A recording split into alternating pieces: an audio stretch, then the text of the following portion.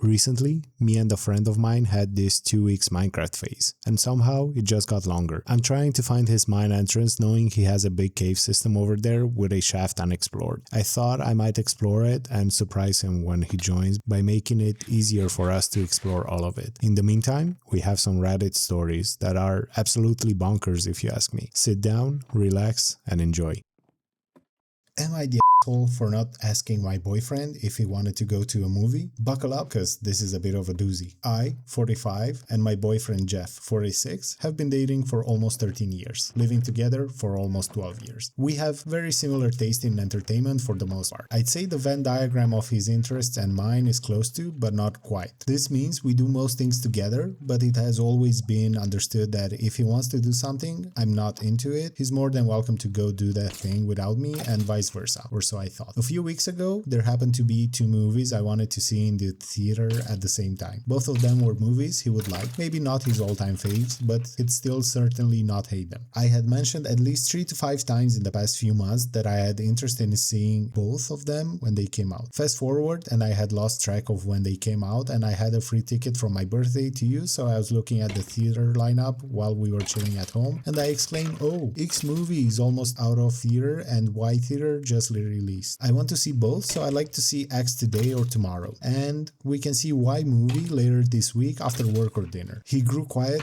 gave me a frustrated look, and started giving me one-word answers as I started making plans and talking about times for that day. He grew more sullen, so I finally asked what was wrong. His response caught me completely off guard. "You didn't invite me. It makes me feel bad that you just assume I'll go with you. You just spring this on me last minute and expect me to do it without asking. Can you just ask me if I want to do something?" I was genuinely flabbergasted. In 12 years, he has never told me I bother him when I made plans for the two of us. If it's something that requires any kind of commitment, be it financial or time like a trip or concert, etc., I always ask if he wants to go or if he's okay with my plans. But when it comes to something like a movie, I didn't think that required an official invitation, especially after 12 years or more of going to the movies together. I was so dumbfounded that I might not have given the best response. I replied with something along the lines of, "I'm sorry, but no, this is something couples do all the time. The assumption has always been you or I are invited unless specifically stated. I've never forced you to do anything you didn't want to do. You are an adult and can always say no if you're interested or have other plans, and I'm not springing anything on you by just giving you several days notice for a less than 2-hour commitment." He got incredibly angry and shouted, "Why can't you do this one thing? I told you it makes me feel bad, so why won't you stop doing something that makes me feel bad?" I may have let my sharky side win a little, but I responded with, "I'm sorry, but I can't understand why doing something everyone does, and we have been doing it for over a decade, makes you feel bad. If it makes you feel better, then I officially extend an open invitation to everything I ever plan to do together from today on." I thought that's what being in a relationship means, but if you need it explicitly stated, I will happily do so, but I'm not going to ask you explicitly every time. It feels like an extra step that is usually only reserved for friends, coworkers, and maybe people who have been dating for 2 months, not 12 years. He said the open invitation was not enough, so in frustration I said, "Okay, then I will send a formal written invitation anytime I want to go to the movies or do anything outside the house. It makes me feel bad that you don't feel like you don't have the ability to say no, and that you don't get that I want to spend time with you, so I always include you in my plans." He got angrier and replied, "I wasn't asking for a formal invite." The argument devolved from there and culminated in him calling me spiteful and inconsiderate. Am I the asshole for thinking my boyfriend of 12 plus years, a man in his mid-40s, shouldn't need to be officially asked a week in advance to go see a movie?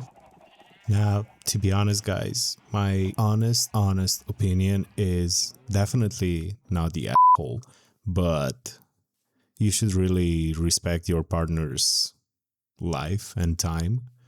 And maybe just a obvious question like, "Hey, do you want to hang out? I'm thinking of this," or "Do you want to go here?" or anything like that. That's always something welcomed, but the way he overreacted is definitely not okay, especially considering the fact that that age, you should be an adult, right? What do you think? Let me know in the comments. Time for the next one.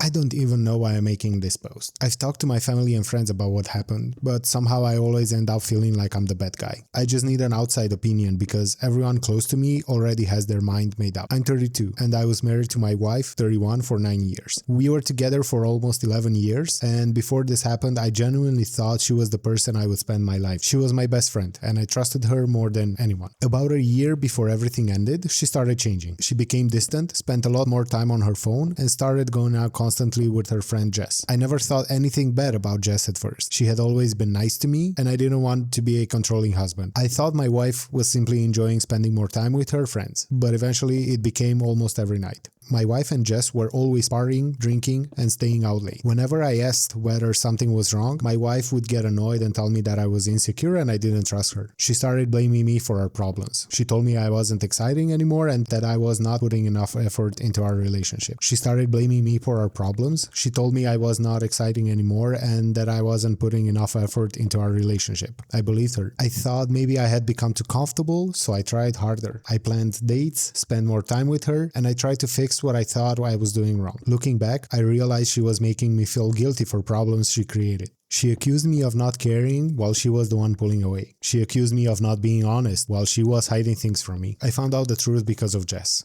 A few months after my wife and I separated, Jess contacted me. At first, I didn't want to answer, but she kept saying she needed to tell me something because the guilt was eating her alive. When we finally talked, she admitted that my wife had been cheating on me for months with a guy from work. She told me the reason they were going out so much wasn't just to party. My wife was using those nights out to meet him. Jeff said she knew it was wrong but stayed quiet because my wife was her best friend. She said watching me try to save my marriage while knowing the truth made her feel terrible. Finding out that my wife had cheated was painful enough. But finding out that someone else knew while I was sitting there blaming myself hurt even more. I confronted my wife, and she admitted everything. She cried and said it was a mistake and that she still loved me. But to me, it wasn't just one mistake. It was months of choices, lies, and hiding things from me. Every message, every excuse, and every time she told me nothing was wrong was another decision she made. We got divorced. Afterward, she told some family members that our marriage already had problems and that I wasn't giving her enough attention. Some people believed her and started blaming me for what happened. I knew I wasn't perfect, nobody is. But I don't think being unhappy gives someone the right to cheat. After the divorce, I struggled for a while. I kept replaying everything and wondering how I didn't see it sooner. I kept thinking about all the signs I ignored because I trusted her. Eventually, I started rebuilding my life. I focused on work, spent time with people who supported me, and started feeling like myself again. Then my ex-wife came back. At first, she sent me normal messages asking how I was doing. Then she started apologizing. She said she missed me, that she had made the biggest mistake of her life, and that she finally understood what she had lost. Then she started contacting my parents and asking them to convince me to talk to her. A few weeks later, she showed up at my apartment crying and asking for another chance. She said she knew she destroyed my trust, but wanted to prove she had changed. I listened to her, but I told her no. She said I was punishing her forever for one mistake. I told her I wasn't punishing her. I was choosing to protect myself. I don't hate her, and I don't want anything bad to happen to her. I hope she becomes a better person. But I can't go back to someone who broke my trust and made me question myself for months. Forgiving someone doesn't mean you have to let them back into your life. I spent months trying to save my marriage that she had already given up on. For the first time in a long time, I chose myself. Am I the asshole? I mean, for this one, honestly, there's no excuse. Like, obviously, cheating is absolutely wrong on so many levels, especially with this prolonged time, if you will. There's absolutely no reason for you doing it. Like, just break up, man. Literally, just break up, say you're not happy, and everyone moves on. Definitely not the asshole. But speaking of exes, you're not ready for this one. I guarantee you. I, 38M, got into a big fight with my soon-to-be ex-wife, 42F, because I won't pay for her to travel for her friend's 50th birthday. A bit of context. Just over a month ago, my ex came to me and said she wanted to travel to her hometown to celebrate her friend's 50th birthday and asked me if I will be able to look after the kids during that time. I spoke to my work and all seemed to be okay. I leave home an hour before the kids' school starts and get back 3 hours after their school closes. This means I will have to be 2 hours late due to traffic and leave 3 hours hours early on the days she will be gone. My ex also asked if I could lend her the money for the trip as she can't afford it and will pay me back when a project finishes. Jump to the current, the head of the department resigned and new head is starting on one of the days she will be gone. As such, I can't be late as this will reflect badly and HR revoked my leave for that day. I explained this to her and informed her she will have to cut her trip short and return on the Sunday instead of Tuesday. The birthday in question is the Saturday. She then proceeded to shout at me and tell me I'm selfish and I need to make a plan. This spiraled to the point that she told me she doesn't care about my job security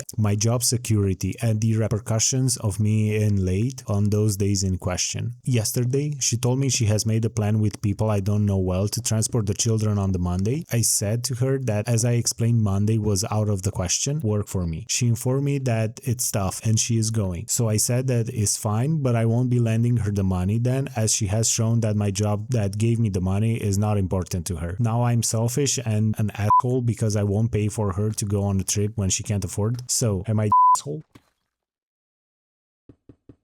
I told you guys this one is even crazier than expected. So expecting for someone else to pay for your holiday, that's just wrong on so many levels, especially in this situation. Like, how could you demand payment for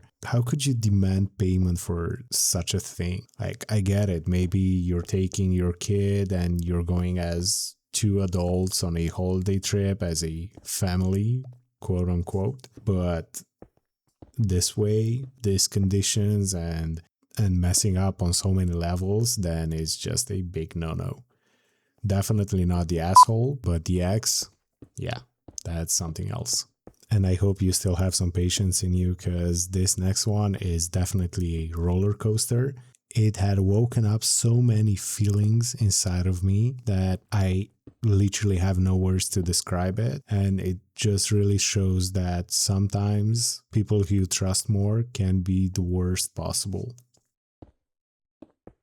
Hail, long-time lurker, first-time poster. I'm nervous to post this, but I really need some perspective. Bear with me, please. It's a long one, but the context is important. I, 48F, live in a small community and started seeing my partner, P, 55M, not long after I moved here 4 years ago. I love him very much and generally feel very, very loved by him. We have broken up a few times in those 4 years, usually to do with communication difficulties, but always found our way back together, and in that time, I think we've both worked on resolving those issues, compromising and understanding each other better. The longest breakup we had was around 8 months, and we got back together from it more or less 2 years ago. These last 2 years have been the happiest I've ever been in a relationship, which is a huge deal for me, as I've struggled in relationships in the past and don't fall in love easily. However, a few months into that last breakup, something happened, which is affecting our relationship now. I had a mild flirtation with a local guy, we'll call him Terry, and consider sleeping with him. Nothing serious, just for fun. He was clearly into it, but I wasn't unsure as there was a fairly recent ex on his side too. We live in a super small community and I didn't want things to get awkward or weird. We had a bit of a kiss one day and I wasn't really feeling it, so I said no. I'm not sure, it doesn't really feel right. We agreed to maybe take our time, spend a little more time together and see what transpired. Every time we saw each other after that, he was kind of pursuing it, but I still wasn't feeling it and kind of increasingly keeping him at arm's length as it became clear to me that he wasn't leaving it alone. Eventually, after a couple of weeks or so, to be completely clear and put an end to it, I literally sat down and said, this is not going to happen. I'm sorry, I'm just not feeling it. I thought it was a good idea on one drunken night, but in the cold light of a day, it's not a thing. He seemed to accept that. End of story, I thought. Again, we live in a small community and we're bound to run into each other, so I'd keep it amicable. It wasn't a big deal that a few weeks later, a night out ended up back at his house with a whole bunch of other people. That night, he just persistently came onto me, trying to get a kiss and or cuddle out of me. I was pretty persistent in brushing him off and just trying to enjoy the gathering. Other than that aspect, it was fun and I didn't want to leave. but also it would have been hard to leave as it was in a remote location and I was too drunk to drive by then. It was making me really uncomfortable, but I was doing my best to ignore him and shut him down. Finally, it was 3 or 4 a.m. and suddenly most people had left and I lay down on the sofa for a kip near to someone else who was sleeping there. It was a cold night and I had no cover, but I was kind of okay there. It was my only option as far as I was concerned, and I drifted off. Next thing I know, he's waking me up, pulling me up and towards his bedroom. I'm confused, half asleep, cold and grouchy. Still pretty drunk, and I had just kind of aimlessly followed. We get into his bed and I have to say at this point I'm just kind of resigned. I don't have any fight left in me. I'm cold, tired, still somewhat drunk, half asleep. So I went along with it for a bit, just some fumbling and a bit of oral, and then I managed to just kind of roll over and go to sleep. I woke up only 3 or 4 hours later and just immediately got up and got dressed and got out of there. He stirred and said,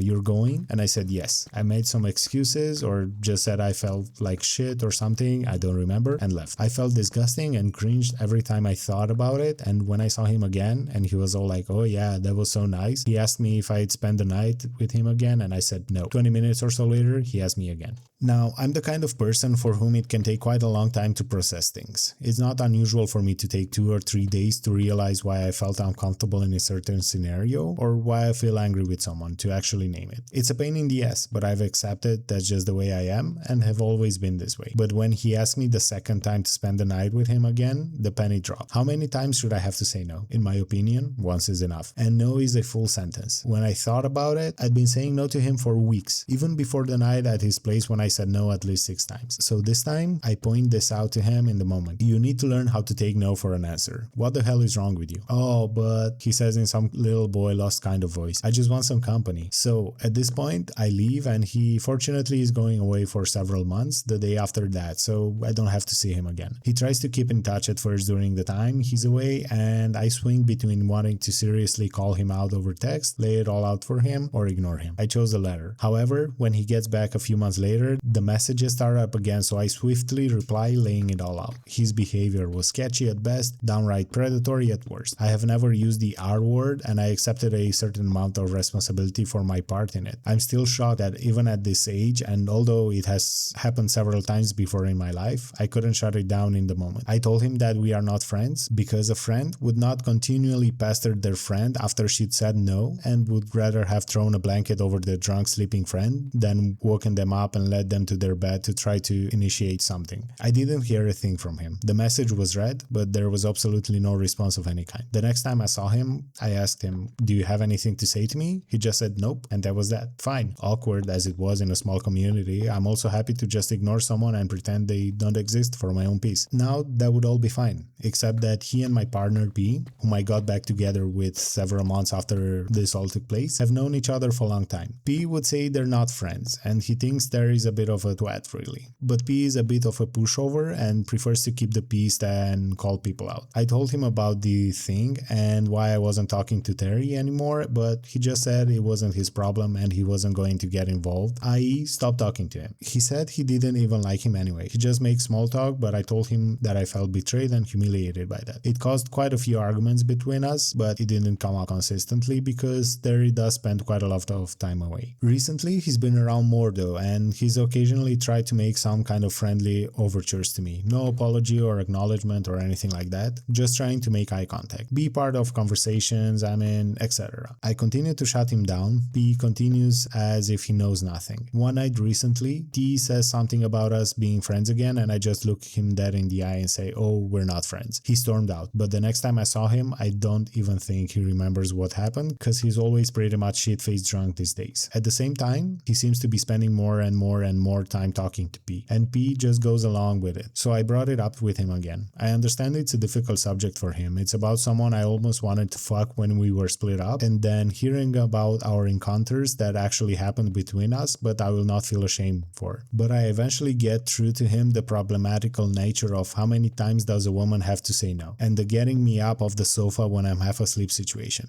I'm not sure even if Terry isn't taking the piss out of him at this point by chumming up to him, assuming assuming he doesn't know, or taking the piss out of me by assuming P doesn't know but doesn't think it's a big deal and therefore I'm just crazy. Finally, P says he gets it but does little to change his behavior cause hey, confrontation, no thanks. I feel like he should either call him out directly for what happened or just cold shoulder him until he gets the message. We had multiple massive rows about it at this point. So, am I the asshole for expecting some kind of loyalty, solidarity from my partner in this fucked up scenario? So, I told you guys it's a hard one. Like, definitely the woman is not the asshole, but I keep thinking about that asshole who done the stuff to her. Like, that's just not acceptable, man. And if I were her, I would just go straight to the police because it's not okay. As for the husband, I mean, he kind of is part asshole. In my opinion, when you are choosing a partner, you should make that partner a priority in your life, not your buddies, nor your friends, not anything, you know? So what do you think? Also, the next one just shows proof that sometimes no matter how hard you try and how hard you think about something and you give your best, other people just don't know how to appreciate it and are inconsiderate. Even though for them it looks small, you literally gave your best. My sister Jam, 12, just had her 12th birthday party. All my siblings and I, 22, have always been close, but Jam and I have struggled to connect a bit more than the boys and I have. Because of that, I try to put extra effort into what I do for her and the time I spend with her. Recently, Jam has been expressing an interest in becoming a PA when she grows up. I'm in the medical field, so I was thrilled. I wanted to get her a doctor kit for her birthday, but when I started looking, everything seemed too young for her, as well as cheap and plastic. Then I realized I had some supplies at home that I had outgrown or replaced, so I figured who better to give them to. At the party, Jam opened her very own doctor kit. I gave her my old stethoscope and blood pressure cuff, a pulse oximeter, a pair of scrubs that would almost fit her, an ACE wrap, some disposable supplies from work, a thermometer, procedure masks, and even an old reflex hammer that one of my doctors offered to throw in. Nothing was sharp or dangerous. Later that night, I taught her how to use everything and she was thrilled. We could hardly get her to sit down and eat dinner. My heart ached seeing her so happy like that for the first time in a long time. Yesterday, however, my mother texted me and was very upset. She said the gift was bad because almost all of it was used. She said I had simply upgraded my own equipment and given my old things to Jem instead of buying something new for her. She also said the scrubs didn't fit Jem properly, so Jem was sad that I had decided to cheap out on her. I don't have a lot of money, and I tried to explain that real medical equipment is expensive. My mother said I should have chosen a different gift then. She said this was a repeat of my brother's ramen kit all over again. I thought my gift was thoughtful and showed that I had been paying attention to Jem's interests. But now my mom and Jem have both been ignoring me. I didn't mean to offend her, and now I wish I had never given her this stupid present at all. I know they live differently from me, but Jem seemed genuinely happy when she first opened it. I could be the asshole because most of what I gave her was used, but I'm not sure. Am I the asshole? Then the user updated the post. I'm adding a few details that people have been asking about frequently. The ramen kit was for my brother 10, who really likes ramen. I bought him several different types of ramen, toppings, and sauces from different countries so he could try them. I think he ate at least some of it because a lot was missing from the box when I came to visit. However, my mom said the gift was cheap and bad for his health. Yes, my mom and I have a strained relationship. I'm afraid to go into too much detail because I don't want to be recognized. She and my dad are also in a different tax bracket than I am, so I think that might be where some of the comments about my gifts being cheap are coming from. To be honest, that ramen thing kit sounds amazing, so I would definitely receive that open-hearted. As for the mother, definitely the asshole. The user that posted this, never in a million years. Like, she gave her best, she tried her best. If that's what she could afford, money shouldn't really be the most important aspect of a gift. It should be something that you give out with your heart and it's received likewise. But how about the next one, where dating your ex's boyfriend? How fun does that sound? Am I the asshole for dating my ex-boyfriend's friend over a year after we broke up? I, 17F, dated my ex, let's call him B, for about a year during my freshman and sophomore year of high school. Overall, we had a good relationship, but he eventually broke up with me because he said he'd lost feelings. I didn't want the relationship to end, but I respected his decision. We agreed to stay friends, although it was awkward because most of my friends were also his friends. We tried to make the friendship work for a while, but after the breakup, I eventually started branching out. About 4 to 5 months later, I briefly talked to a guy outside of our friend group. We'll call him T. We only messaged for about a week, never dated, and I realized I wasn't interested. This is a small detail that will become more important later. Our friend group had naturally split into 2 groups, and I became closer with the smaller one, mainly because my ex was part of the other group. A few months later, I asked one of my ex's closest friends if he'd like to go on a date. Looking back, I understand why people might think that was a bad idea. My ex's friend politely declined, and we decided to stay friends. Nothing romantic ever happened, and we both moved on.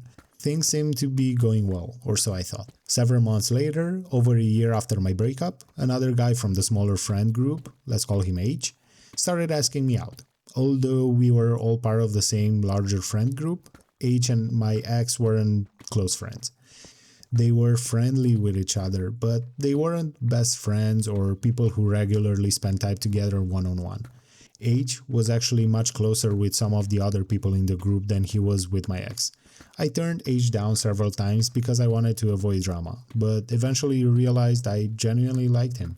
Before we started dating, H told me he had asked my ex, B, if he was okay with it. According to H, my ex said yes. Since my ex had ended our relationship, H wasn't one of his close friends, and my ex had apparently said he was okay with it. I felt comfortable giving the relationship a chance. We also wanted to keep our relationship quiet at first so we wouldn't create unnecessary drama. Eventually, everyone found out.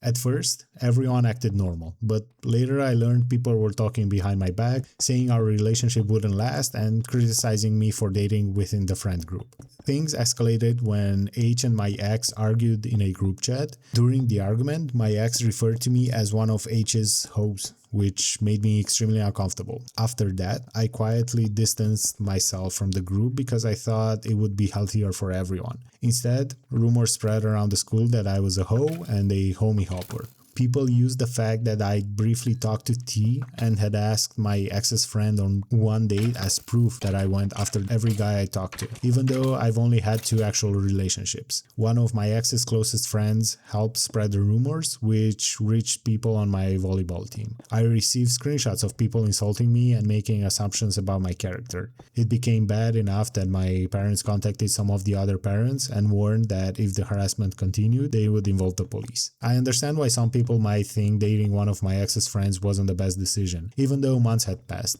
But I also feel the rumors and harassment went far beyond what I deserved. So, am I the asshole for dating my ex's friend over a year after we broke up? Yeah, this is just another proof that most of the times your ex is surrounded by people who are likewise, and he's your ex or she's your ex for a reason.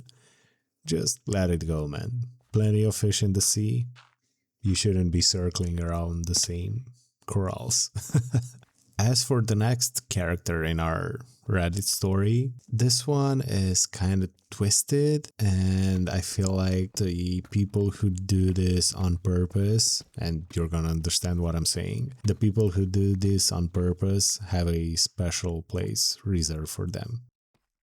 Okay, so backstory. I, 29F, am getting married in 3 months. My venue caps out at 80 people and it's an adults-only reception. There's a bar area and an open fire pit thing going on, and it's a late night vibe. No space for kids, basically. I told everyone this like 9 months ago when invites went out, no exceptions. Not even for my own husband's nieces and nephews who aren't coming in. My sister, I'll call her Ray, she's 34, has 3 kids. One of them, Theo, he's 8, is autistic. This isn't about Theo being a bad kid or anything. I want to say that up front because I already know how this is gonna look. Ray RSVP'd yes for her and her husband, no kids, back when invites went out. 2 weeks ago, she calls me all stressed out because Theo's usual respite care person cancelled on her last minute, and she says she has no other option and needs to bring him out to the wedding. I said no, told her again about the venue not being kid safe, fire pit thing, the open bar, no kid area, and that I already told two of my cousins know when they asked about their toddlers, so I can make an exception for her without it looking like favoritism. She got upset and said Theo isn't like a normal kid. Her words, not mine. He's quiet. He'll just sit with his headphones on and his iPad the whole night. He won't be running around causing chaos, and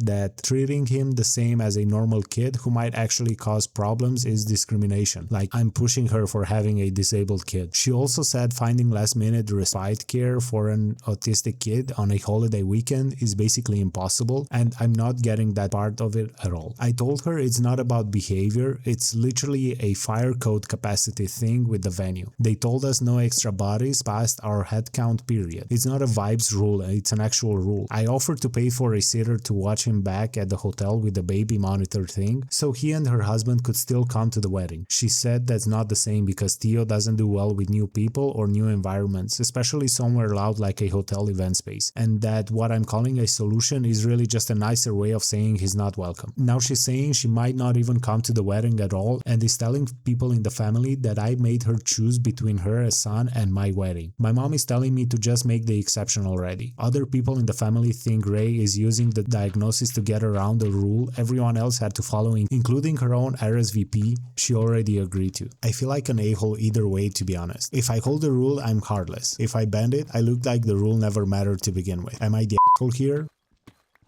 And that was all for today, guys. I really appreciate you tuning in. I hope you are still awake and in the mood to hit up the subscribe button because it really helps me out. Drop a like, and most importantly, let's gossip. Let me know down in the comments what you think and if I should give you some more stories. We've made some real progress with the cave system here.